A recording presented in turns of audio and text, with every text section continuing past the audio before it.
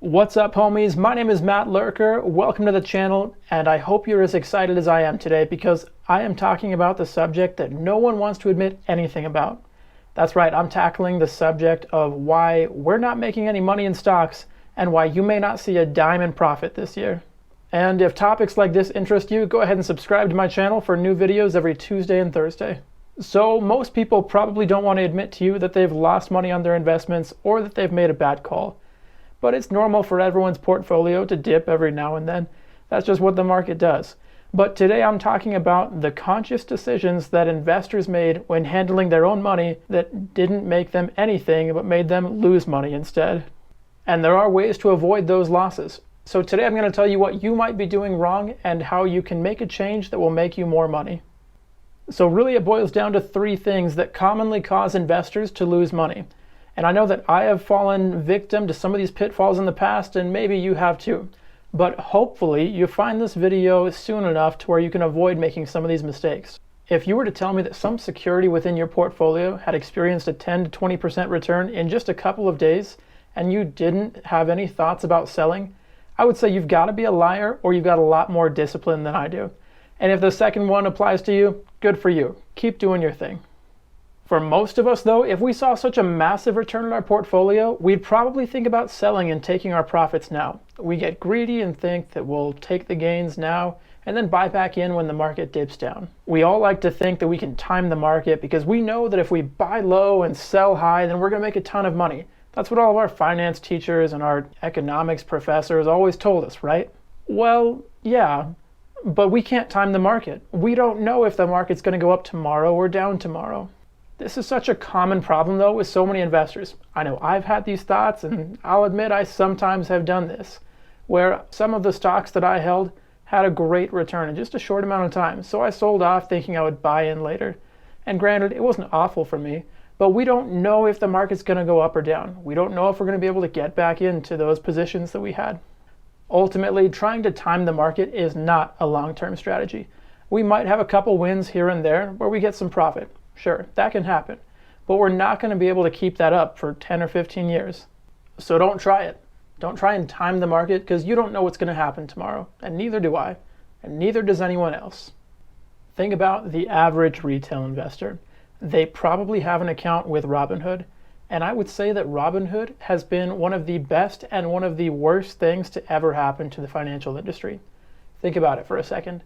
Robinhood has made it possible to where the average person like me, my neighbor, and everyone else is able to trade stocks. Getting in control of your financial situation is one of the most powerful things that you can do to create the life that you've always dreamed of. And there's no doubt in my mind that Robinhood has created an environment where people have more of an interest in their finances. I think that everyone who's been on that app thinks that they can make money and that they need to save money outside of that. That way they can dump it into Robinhood and invest more money. On the flip side though, Robinhood has created an environment where anyone with any level of investing knowledge now has easy access to not only just a standard brokerage platform, but also more complex and risky strategies that maybe they shouldn't be using right away. And the negative effects of Robinhood's platform are exacerbated by the hype surrounding financial news and also just the hype of investors piling into their investments trying to find the greatest return. And while it can be fun to individually pick out stocks and track how your favorite companies are doing, you need to think of money that's invested this way in the same way that you would think of money that you spend at a casino, because you need to be prepared to lose up to all of that money. And there's not a high chance of you losing all that money, but there's also not a high chance of you being able to beat the market consistently doing this either. In fact, only 10% of actively managed funds were actually able to beat the market over a 15-year period. And you might be able to beat the market and maybe even keep it up for a year because you put all your eggs in one basket that turned out to have a really good run. But neither you nor me were not able to keep that up for 15, 20 years until we're able to retire.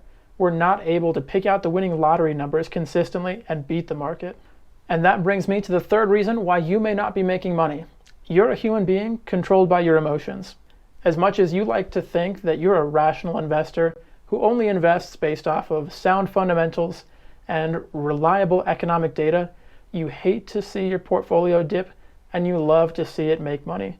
You get excited by the fact that you made hundreds or thousands of dollars in a week. And you can lie to yourself, but you can't lie to me. I know how you feel. We love to see that green and we hate to see that red. When our portfolio is not doing so great, we sell to prevent further losses. And then when it starts performing well again, we buy in, hoping to experience some of those returns. But because we now bought high and sold low, we effectively wiped out 10% of our portfolio just because we couldn't stomach the ups and downs of the market. Sound familiar? You don't have to say it out loud and admit it to anyone else. I know you've been there. I've been there too. But if you actually want to make money in the stock market, follow these next 3 steps. So here's the deal. You've tried to time the market, buy low, sell high. That's great and all, but if you can't see into the future, then you don't know when the highs and lows are going to be. The solution here is called dollar cost averaging. Put simply, you will invest on a consistent basis at a consistent rate, meaning that every week or every month you'll invest the same amount no matter what. And this also means that you're going to buy when prices are high and when prices are low. But doing this, it averages out and you end up paying about the same amount each time you go in. And you may be thinking, well, how about I just hold on to my money and just wait until the stock price drops and then ride the wave up? But when you hold on to your money, you're missing out on gains in the meantime. It's been proven time and time again that dollar cost averaging your contributions is going to make more money for you in the long run.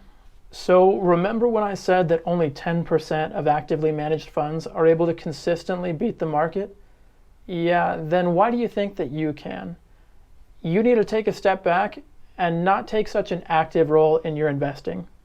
We need to adopt a long-term mindset when it comes to investing, because as long as we're invested in good companies, then it doesn't matter if they dip down. We still know that they're going to be profitable in the long run, so we can take a step back and know that we'll be okay too. And it's totally fine to have a Robinhood account or any other commission-free brokerage account, as long as you consider that play money and you still have money that you're making good decisions with set aside in an actual retirement account. The third step to make sure that you'll actually make money is to diversify your investments. And like I just said, it's okay to have a Robinhood or other brokerage account where you're just messing around with some of your favorite companies. That's totally fine. But within your retirement account, you need to be a lot more responsible and put that money into either index funds or ETFs that diversify for you. Because when it comes to your retirement, you shouldn't be speculating about what company is about to have a huge rally in their stock price. A run like that just isn't going to last.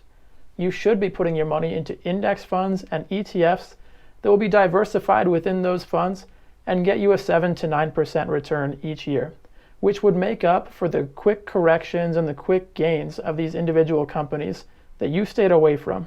So that's it for the video, guys. If you found this useful at all, go ahead and hit that like button and maybe even share it with someone who could use some help investing. As always, I love you guys and I'll see you next time.